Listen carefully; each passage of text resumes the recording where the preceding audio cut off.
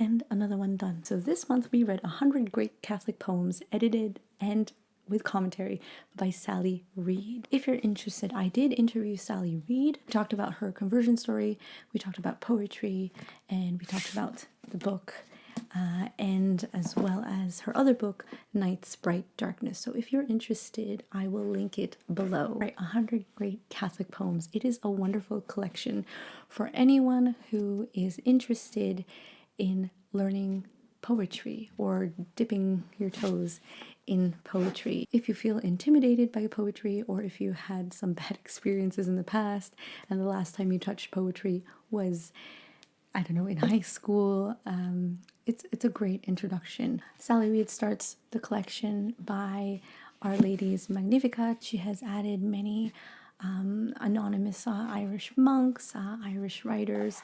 There is a couple from a Polish writer, and it's a great mix. I think that there is something for everyone, and I will share 3 in this video. She also goes through a few very famous poets like Gerard Manley Hopkins, Shakespeare, Edith Sitwell, Francis Thompson, to name a few. For anybody who's intimidated or doesn't know where to start, but who would like to have a bit of an introduction to Dante's Divine Comedy, she puts a few excerpts of that from Inferno, Purgatorio, and Paradiso. And she takes it from 2 different translations, which is lovely as well to see. It's wonderful if you want to check it out. I myself have never read the whole of the Divine Comedy, and now this has given me the urge to do so. Every writer that she has added are Catholic or were Catholic, and for every writer there is one poem, with the exception of people like Gerard Manley Hopkins as well as Shakespeare and Dante. And every poem has an introduction. Sometimes it's the story of how it came about, how the writer got inspiration. Sometimes it's about certain things in the poem, and she does it in a way that doesn't feel like a typical textbook introduction, because Sally Reed herself is a poet, and so she understands the mind of the poet, and because she loves poetry, she's able to show that in these introductions. Hello, and welcome to the month of March. If you would like to join me and others, next month, or this month, we are reading Oscar Wilde's The Picture of Dorian Gray. So there is a Telegram group where we share our favorite passages and insights, and then also at the end of the month, we get together and talk about the book and share what we thought of it. So if that sounds good to you, if you'd like to join us, there is a link in the description below, and I'd love to see you there.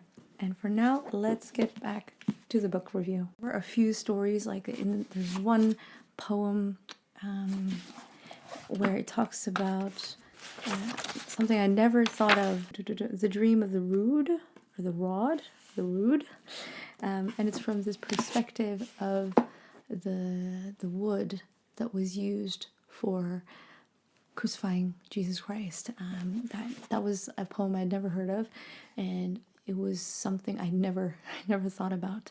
Even though we don't think about it all the time, nature understands that there is its creator. I think of stories of like the birds and the wolf that came to Saint Francis. Saint Francis of Assisi is also in here. The Canticle of the Creatures by Saint Francis of Assisi. And there are a lot of ones that, like I said, aren't really well known. It is a wonderful book to accompany your prayer life with, because poetry is the language of God. But this collection, I really love it because it's one of those books I'm unable to put down at night, which is because I just want to keep reading it. Because poetry requires concentration in the sense that you have to really focus on what they're saying. Not all of the poems require such great attention, but poetry in general requires your stillness, your attention. You can't multitask while you're reading it. You take it in. And so I like to read it aloud. Read it aloud, and because also poetry is meant to be said aloud. And I find that it has helped me just meditate on different aspects of the Catholic faith. Sometimes it's like there's this one I really love by Hilaire Belloc, and he's not really known for his poetry, but he did write some poetry. Hilaire Belloc, The Prophet Lost in the Hills of Evening, where he talks about how, like, please Lord, I know, like, my life is a little crazy, it's horrible, it's so much difficulty, but please don't forget about me at the end. I love you so ever so dearly. Please don't forget about me. It's kind of like the Jesus prayer. So it's great for Lent. Like, if this Lent you would like something to read alongside your prayers, this is a great book to accompany that. So I wanted to share a few that I thought were really, really accessible, that I quite enjoyed and that stayed with me. This is the first one. It's called Pangorban, and it's by an Irish monk. We don't know who. It was translated from the original Irish, and it's about a man and his cat. I and Pangorban, my cat. 'Tis like a task we are at. Hunting mice is his delight. Hunting words I sit all night. Better far than praise of men 'tis to sit with book and pen. Pangor bears me no ill will. He too plies his simple skill. 'Tis a merry thing to see at our tasks how glad are we, when at home we sit and find entertainment to our mind. Oftentimes a mouse will stray in the hero Pangor's way.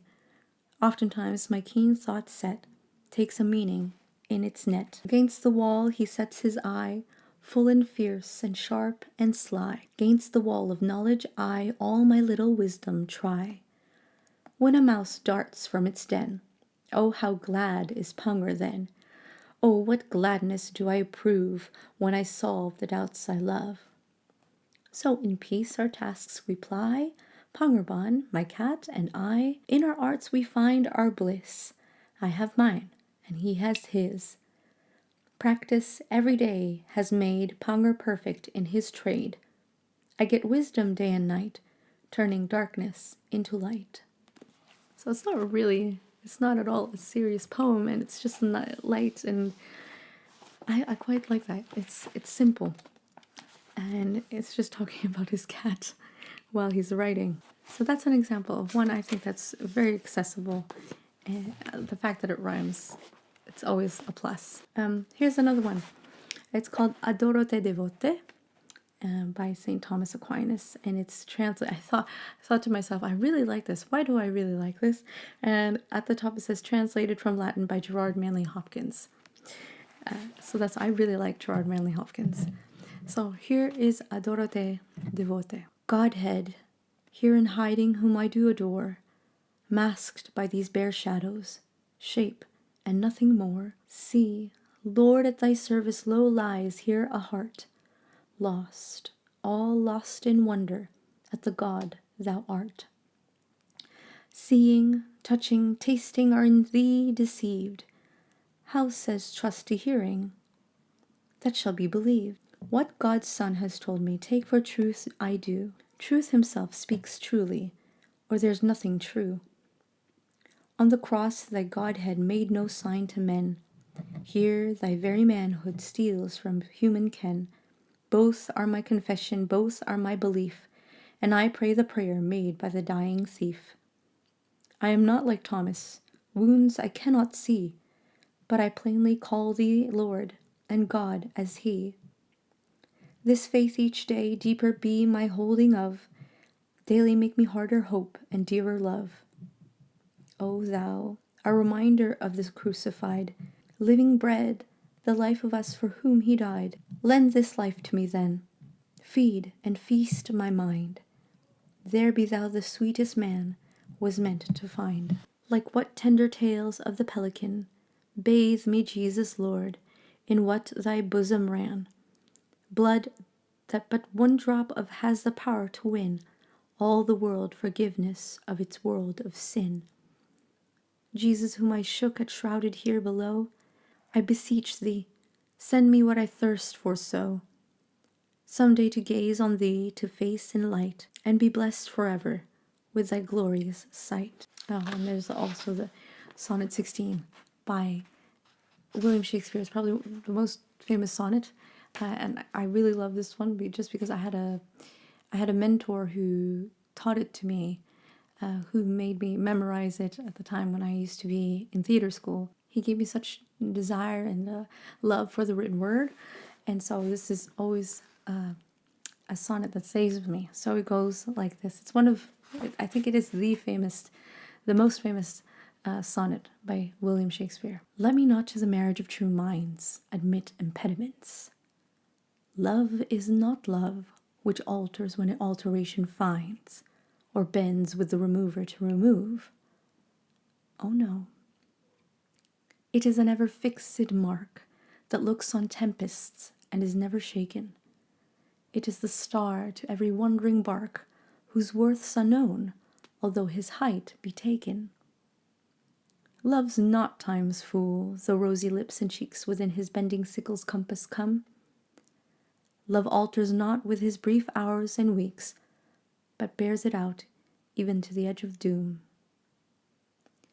If this be error, and upon me proved, I never writ, nor no man ever loved. I really like that one. Brought good memories back. So if you feel intimidated by Shakespeare, this is also a good book to start, because she also put she put Romeo and Juliet's the kissing scene where they have where their palms touch, they meet, and they have this dialogue with their hands, the kissing sonnet. I could go on. This is a good one. And lastly, I really loved this one. It's called A Confession, and it's by a Polish poet called Czesław Miłosz. I think that's how you say it. And it goes like this. My lord, I loved strawberry jam and the dark sweetness of a woman's body. Also well-chilled vodka, herring in olive oil, scents of cinnamon, of cloves. So what kind of prophet am I? Why should the Spirit have visited such a man? Many others were justly called and trustworthy. Who would have trusted me? For they saw how I empty glasses, throw myself on food, and glance greedily at the waitress's neck, flawed and aware of it. Desiring greatness, able to recognize greatness wherever it is, and yet not quite, only in part.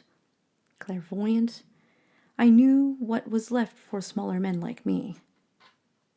A feast of brief hopes, a rally of the proud, a tournament of hunchbacks. Literature. I really love that one. That one is just quite simple. Like I said, a lot of it is really simple, and because even the more difficult ones, like from Dante's Divine Comedy, because the way that Sally introduces, it takes away the stress or the anxiety of, oh, am I going to get it? Because it's all laid out for you in a way that makes you want to read it. She kind of writes like, look at this super interesting thing I want you to see. Anyway, I think that's all I can say about this book. I really hope that you read it if you haven't read it already. I love poetry. I would love that.